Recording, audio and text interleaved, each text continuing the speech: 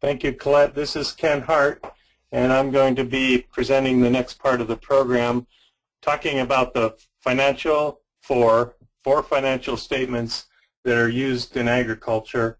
I had thought about doing the financial 3, but I like alliteration, financial 4, but really I left the final statement, which we'll talk about in a little bit about changes in equity in the presentation today, because I do think it's an important important part of what we're going to cover today.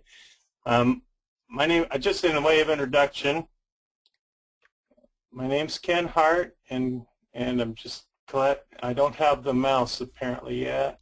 Yes, you just need to click on it, Ken.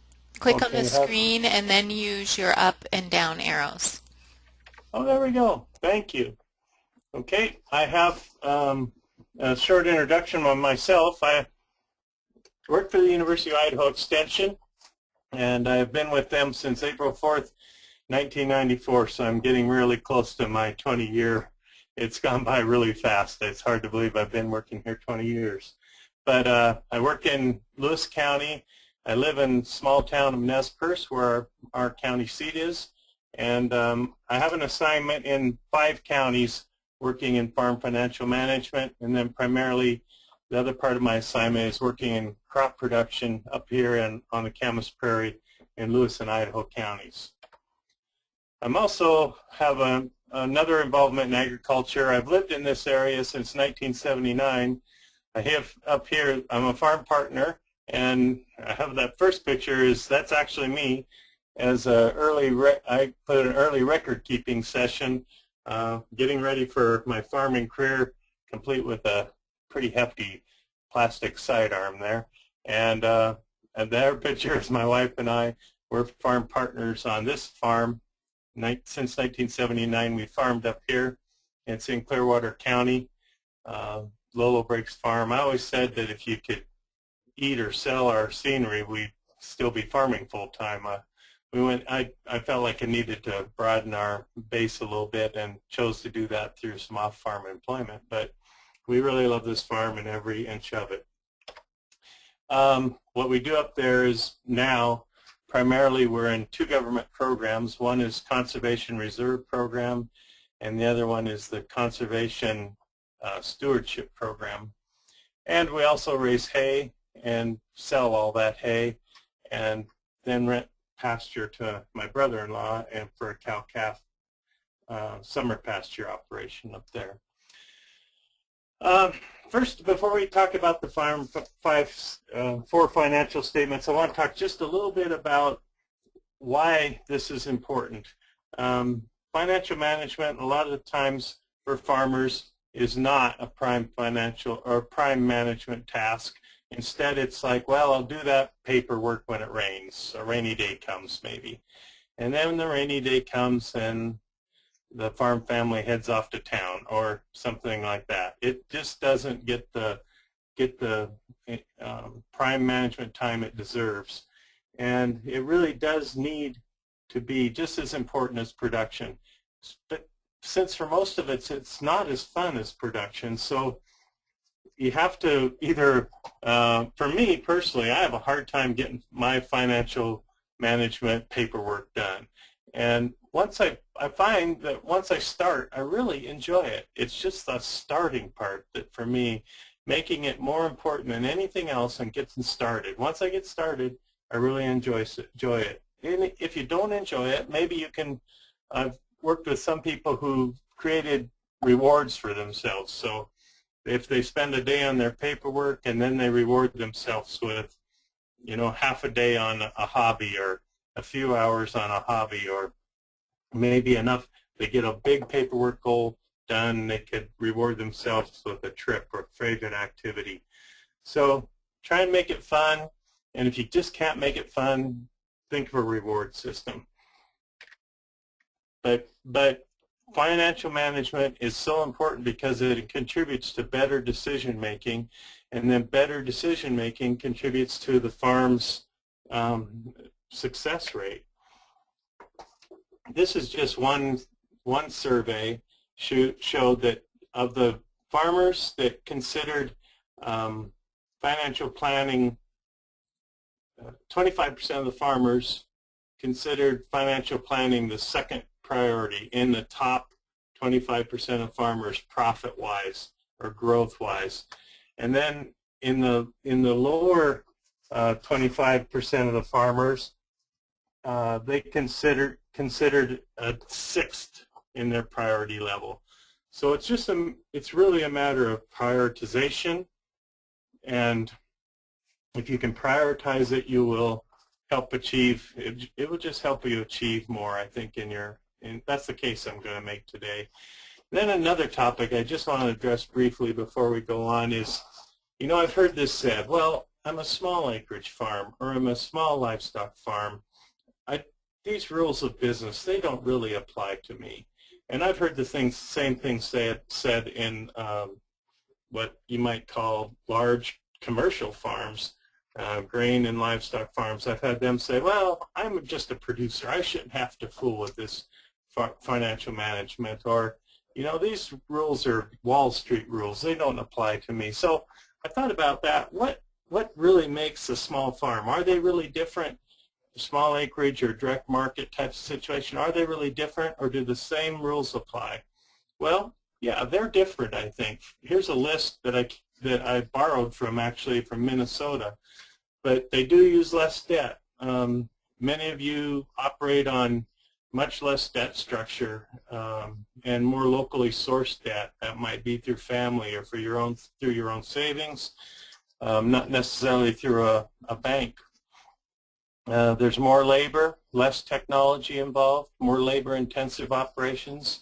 Many times, risk is often managed with diversification through different crops and different marketing scenarios. Whereas in other farms, to compare, say, a grain farm, they manage risk through crop insurance and maybe some geographical diversification, but not usually crop diversification.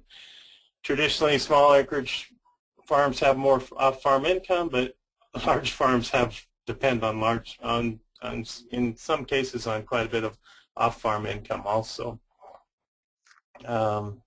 Small acreage farms more entrepreneurial, more focused on marketing. And here's another look at that. If you look at this is a list of financial management concerns comparing commodity producers, so that'd be grain, cow-calf type of calves and livestock, or maybe hogs, chicken, anything that's grown on a commodity type of thing, versus small acreage farms could be the same kind of crops but grown on a smaller scale. If you notice, the first three are identical. Focused on profit, focused on cash flow, focused on net worth. Those are kind of foundational business principles that shared amongst these producers. But then if you notice the next two on commodity producers, low margins, so gains come from growth or size rather than from marketing. Most marketing is actually done just on a few cents on price margins, whereas the small acreage farmers there's rather high margins on sales, where value added is really important to sales, and also customer development, customer base, personal customer relationships, niche marketing. It's the marketing and product and value added on product all become, that's where marketing, or that's where profitable margins are made, through marketing and through quality production, niche marketing. So really, these are just two different pathways to those first three goals of profit, cash flow, and net worth. And they have a lot more in common than they care to admit sometimes. Okay, now we'll get to going on what my topic is primarily today, and I'm going to follow this structure. For each thing that we're going to talk about, we're going to look at three questions on why should we create these financial statements. All that's required, after all, is IRS. You have Schedule F to report your farm income, and that's what's really required legally to be done. And I suppose there's backwoods areas in Idaho where you don't even do that, but we don't want to talk about that. I'm just joking there. Okay, and next question, which financial statements are useful? Of these statements, which financial statements actually are useful in my business, and then how do I create these financial statements? The 2 points that we're going to look at to answer those 3 questions are what's the arrangement of the financial statement and the meaning of the financial statement. And the one action that I hope you'll walk away from this with is that you'll begin now to build these financial statements into your business and into your really your everyday life, because that's the kind of commitment level it takes in order to make that happen. So the 4 financial statements we're going to talk about are beginning and ending balance sheets, and I reverse the order here a little bit. Next after that we'll talk about the income statement, a net farm income statement, and then we'll look at the cash flow statement, and finally the statement of owner equity. This diagram shows a relationship between those statements. And if you'll see on the left, you'll see a beginning net worth statement or a beginning balance sheet. A balance sheet is a point in time. So that is, we'll call that January 1, 2013. And then on the right hand of the picture is the ending balance sheet or net worth statement, and that'll be December or January 1, 2014. And so you have a picture of the business on one day and the picture on the business on another day a year later. And the 3 other statements are actually more like videos of what takes place between those beginning and ending balance sheet. Statement of cash flow or cash flow statement shows what all cash in and out between those dates. Net income statement explains income and expenses, the relationship between those in the business. And finally, statement of owner equity to explain the change in net worth through the year. So we'll begin by comparing this to a checkbook. We're all familiar with the checkbook. A checkbook has a beginning cash balance and an ending cash balance. In between that beginning and ending cash balance, there's a certain number of inflows and outflows in payments and deposits in that account. Your business performance is pretty much the same, just more complicated. And we use to measure between the beginning arrow and the end of that arrow, we use this complete set of financial information to measure what happens between that beginning arrow and that ending arrow. So it's pretty simple, really. It only becomes, they always say the devil's in the details, and that's what we're going to talk about.